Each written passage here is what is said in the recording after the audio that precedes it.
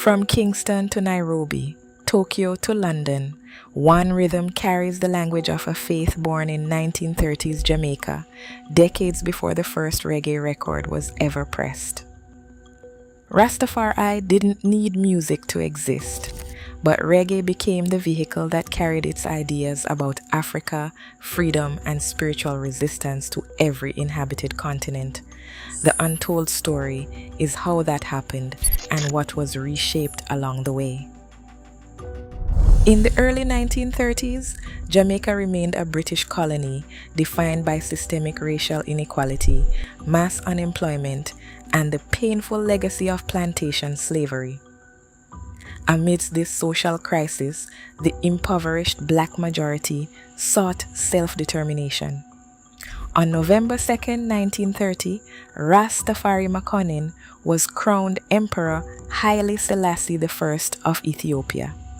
This coronation was seen as the literal fulfillment of biblical prophecy and the words of Marcus Garvey, who told followers to look to Africa for the crowning of a black king. Ethiopia became a spiritual reference point for a new faith.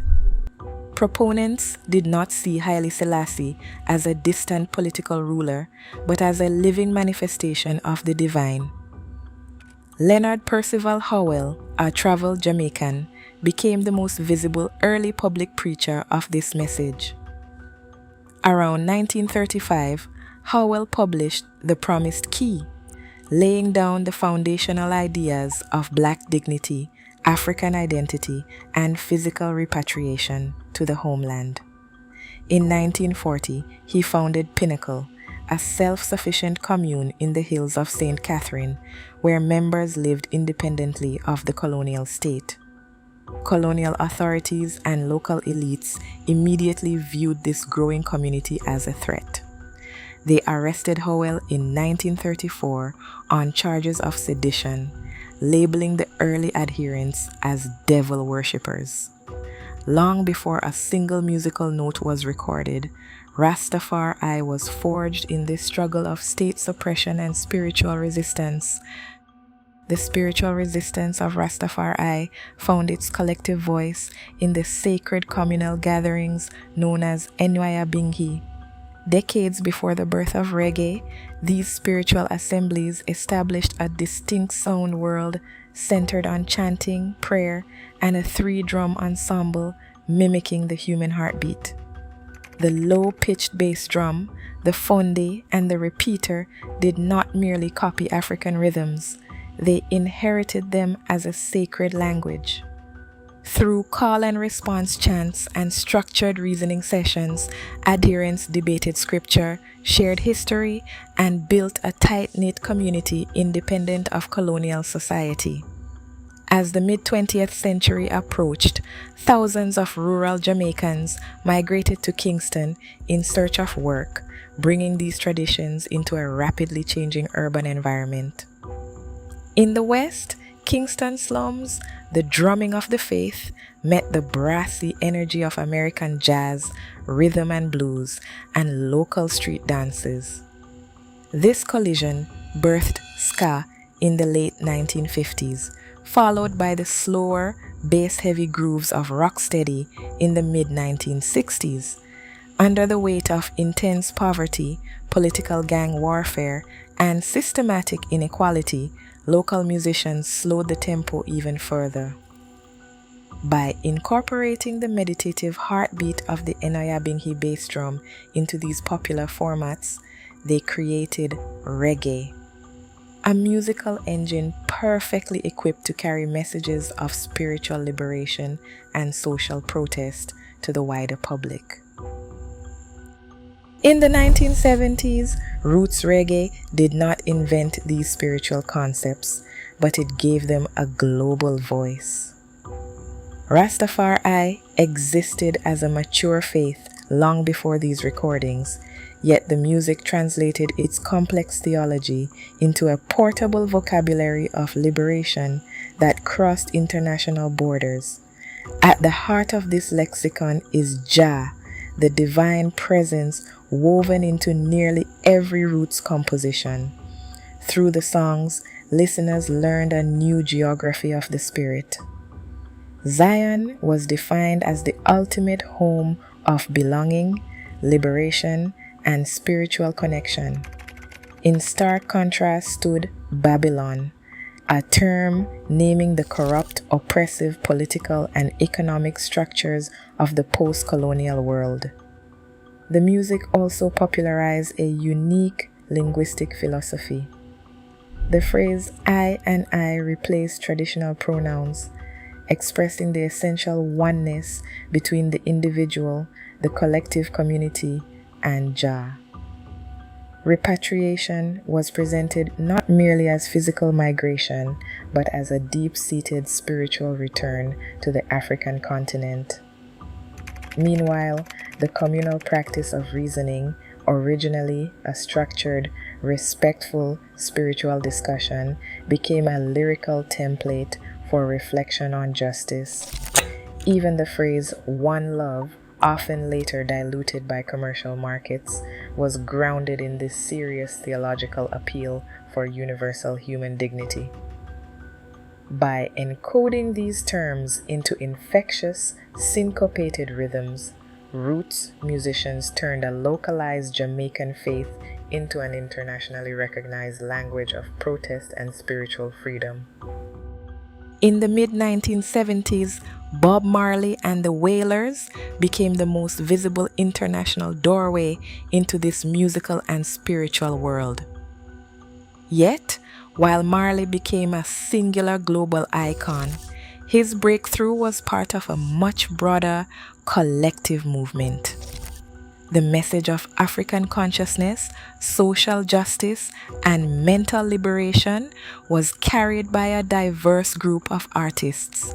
Performers like Peter Tosh, Bunny Wailer, Burning Spear, Culture, the Congos, Third World, and the Wailing Souls each offered distinct interpretations of roots music. While some were deeply committed lifestyle practitioners of Rastafari, others approached the music from a secular or political perspective, proving that the faith and the musical genre, though closely connected, were never identical.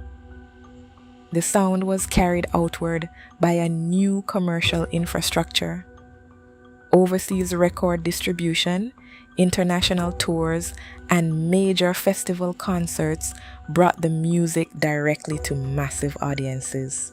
Music journalism and detailed radio interviews allowed these performers to explain the theological and biblical meaning of their lyrics to the press, while vivid album artwork displayed the red, gold, and green colors of the Ethiopian flag, turning these sacred visual symbols into recognizable global markers for the faith. These songs combined danceable rhythms with serious critiques of systemic racism, demands for justice, and appeals for mental liberation and peace. Through these channels, the localized theology of Rastafari was translated into a global protest language, turning a regional Jamaican sound into an expansive international phenomenon.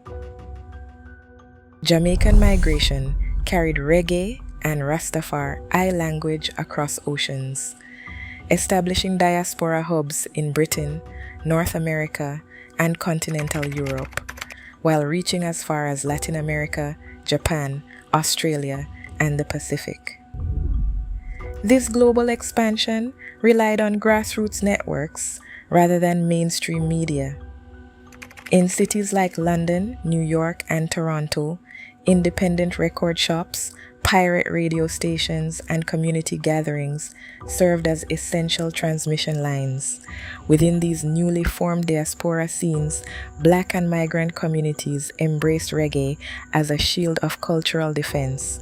The music provided a shared vocabulary of resistance, helping these communities articulate struggles against systemic racism, economic exclusion, aggressive policing, and the painful search for cultural identity in hostile new environments. Television broadcasts and feature films rapidly expanded this reach, far past major immigrant centers. In Africa, listeners instantly aligned reggae's messages of black dignity with active anti-apartheid resistance and independence struggles. The music found receptive audiences who actively repurpose its core themes.